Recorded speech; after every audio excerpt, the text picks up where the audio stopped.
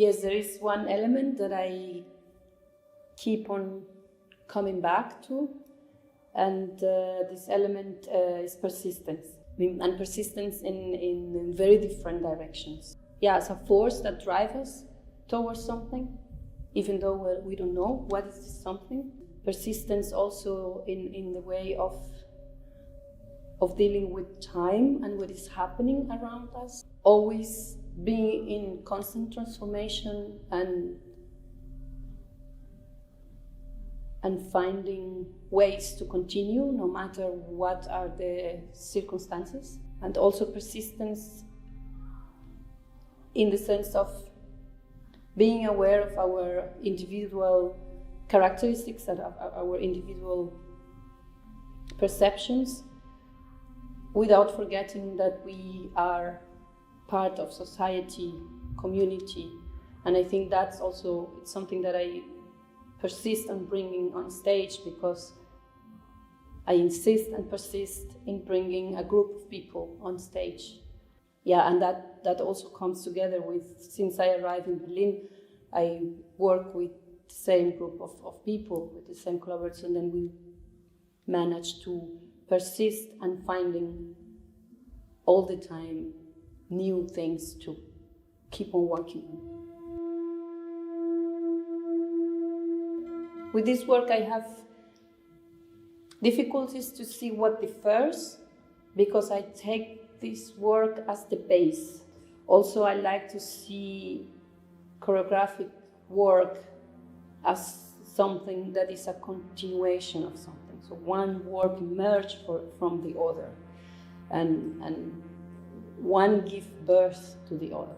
So when I say it's the base of the other works, I said that because we started to work on it in 2015 while I was studying in the Master in Choreography. And then back then, that was let's say, the beginning of the works that I developed in Berlin, together with the artists that are working with me since then.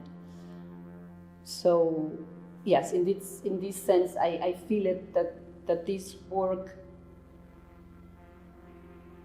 brought up something, and through the years gave some ramifications. That it went not so in a different direction, but they were, parts of it. Like, even though the choreographic choices are different and I can recognize them, I don't want to see that this work differed of the others, because it's the base. I have to think that when such questions come, and especially because it will stay in a video, like the answer of such a question will be kind of frozen and crystallized and without movement somehow. And so I'm always afraid to answer such a question when I am choreographing. I find this a space of speculation.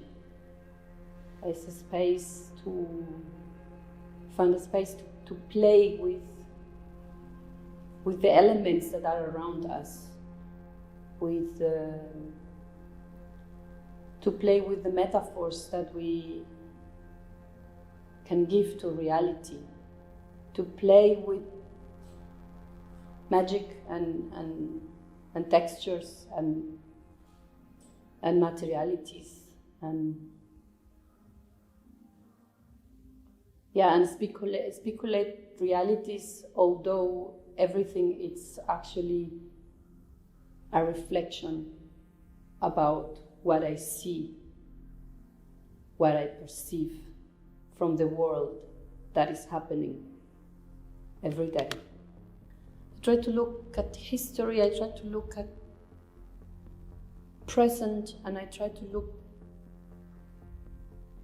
like based on this history, based on this past, throw also a possible future. It's also to project a lot of things and a space to speak up and to give your perspective of life through this playfulness with people, with other elements. How do you consider ethical questions in working with non-human elements, and how do you stage them? This is a very difficult question. It's the first time I had such a question, that someone asked me such a question. If I think in the presence of a machine, or well, how Deva says, she's saying a non-human presence on stage. If in that sense is related with artificial intelligence or robots or stuff like that, I have no experience with that, so I feel I can't answer this question. If I think about the elements that I play with in my work that are not the people that I work with, but that has no human presence, then I have to think about the light and the sound that sometimes are coming. The sound sometimes is coming through a machine, and the light is coming through an artifact, a machine, but is run by a human being. So I try to play with it, actually thinking about the person that is playing with it, and I don't concentrate so much into the artifact that it is. I don't see the machine in between, but I really see the movement and somehow the energy of the human being that is playing with it. And I think it's the same for me when I think about movement. Yeah, to keep the flow of each person.